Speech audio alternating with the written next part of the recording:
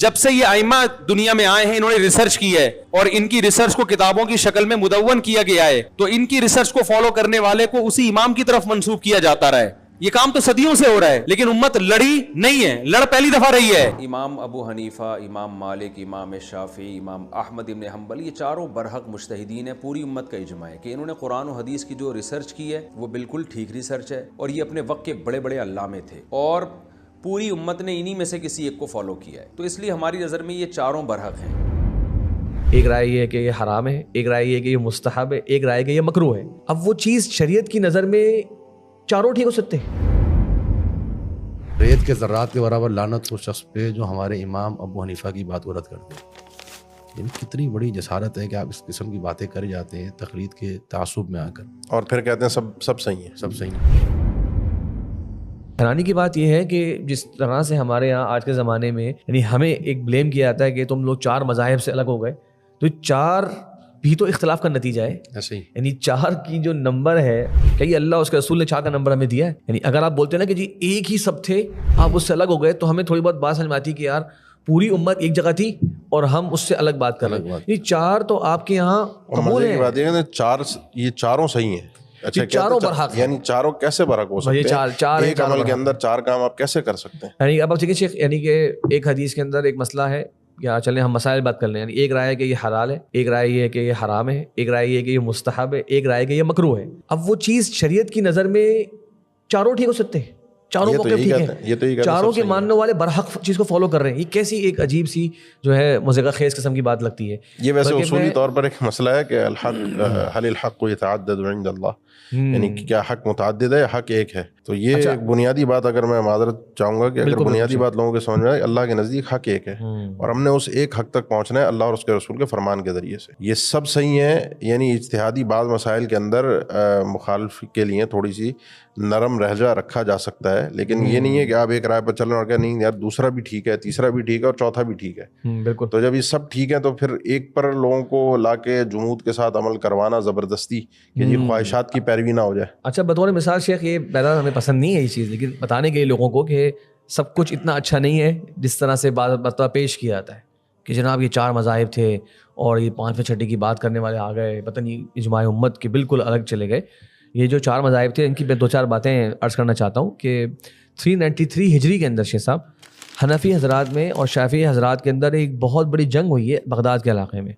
وجہ اسی کیا بنی کہ شافعی امام ابو حامد الاسفرائینی، انہوں نے جو اس وقت کا خلیفہ تھا عباسی خلیفہ القادر باللہ، اسے مطمئن کر دیا کہ بھائی حنفی حضرات سے قضاء کا منصب لے کر تم شافعی حضرات کو دے دو۔ تو جب انہوں نے وہ شافعی کو قاضی بنا دیا جو کہ برحق تھا، چاروں اماموں میں سے بھائی برحق ہے، وہ بھی فقہ شافعی کے مطابق فیصلہ کرے گا، تو اتنی بڑی اس موقع پر جنگ ہوئی اور پورے بغداد کے اندر قتل و غارت پھیل گئی۔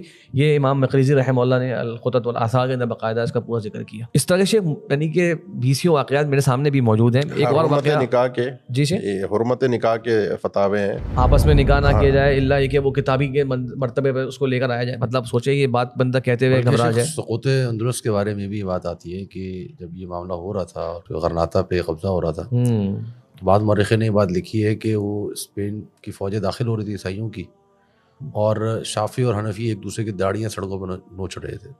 یعنی یہ حالات تھے اندلس کے اندر۔ یہی تو اسی لیے تو کہتے ہیں کہ امت کی فکر کرے، خلافت کا سوچے۔ آپ چھوٹے چھوٹے مسئلے لے کے کیوں بیٹھے گا؟ آپ خلافت کی بات ہی نہیں کر رہے، آپ تو یہ وہ گھسے پٹے مسائل پہ ڈسکس کر رہے ہیں۔ اور شک یہ چیز دیکھیں آپ، تقلید جو ہے وہ انسان کو کہاں تک لے جاتی ہے، کتنا جسارت پہ لے جاتی ہے۔ اب یہ ہدایہ کتاب ہے، اس کا مقدمۃ الہدایہ میں مؤلف صاحب لکھتے ہیں کہ ان الہدایۃ کالقرآن قد نسخت من قبل فی الشرع من کتب، کہ ہدایہ جو ہے وہ قرآن کی طرح ہے، اس سے پہلے کی جتنی کتابیں ہیں اس کو اس نے منسوخ کر دیا ہے۔ اور کتنی بڑی جسارت ہے یہ۔ اور پھر آپ دیکھیے کہ اسی طریقے سے رد المختار جو کتاب ہے اس میں یہ بات لکھی ہوئی ہے، فلعنۃ ربنا اعداد رمن علی من رد قول ابی حنیفہ، کہ ریت کے ذرات کے برابر لعنت اس شخص پہ جو ہمارے امام ابو حنیفہ کی بات کو رد کر دے۔ یعنی کتنی بڑی جسارت ہے کہ آپ اس قسم کی باتیں کر جاتے ہیں تقلید کے تعصب میں آ کر، اور پھر کہتے ہیں سب صحیح ہے، سب صحیح ہے۔ اب تو مثلا آپ نے تو لعنت تو کر دی، یعنی آپ نے ائمہ ثلاثہ کو کہاں چھوڑا؟ اب شیخ صاحب اس میں ایک واقعہ میں آپ کو کرتا ہوں، بڑا حیران کن واقعہ ہے۔ یہ 6 صدی کے اندر ہوا ہے، اور یہ مرو یعنی کہ خراسان کے علاقوں کے اندر شافعیہ اور حنفیہ کے درمیان ہوا۔ سوچیں آپ ذرا کہ وہاں کا ایک وزیر جو ہے وہ بہت متعصب تھا، شافعی متعصب وزیر تھا. اس نے ایک بڑی سی مسجد بنا کے دے دی شافعی حضرات کو اور کہا کہ یہ جو ہے آپ لوگوں کی ہے. اس موقع پر صحیح جھگڑا ہوا آپس میں کہ شافعی حضرات نے حنفی حضرات کی اس باقاعدہ مسجد میں حملہ کر دیا اور اس کے نتیجے میں مسجد باقاعدہ جلائی گئی.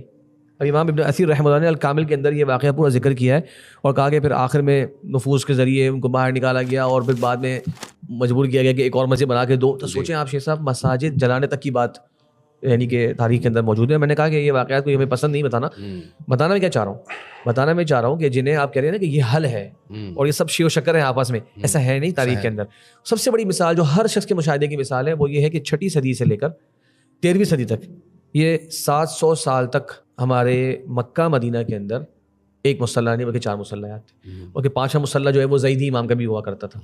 اب بتائیے آپ لوگ کہ حرمین جو کہ مرکز مسلمین ہے, مسلمانوں کی اجتماعی جگہ ہے, تو آپ سب تو ایک جیسے ہیں نا, سب بالکل اچھے ہیں آپس میں, سب برحق ہیں, ایک دوسرے کے پیچھے نماز تک نہیں پڑھی جا رہی مکہ کے اندر 700 سال تک. اور میرے پاس یہ بہت سے ائمہ کے اقوال اس بارے میں موجود ہیں کہ جنہوں نے اس کی سخت مذمت کی اور کہا یہ تعصب کی اعلیٰ ترین مثال ہے. ہم پوچھتے ہیں کہ اس کی وجہ کیا بنی؟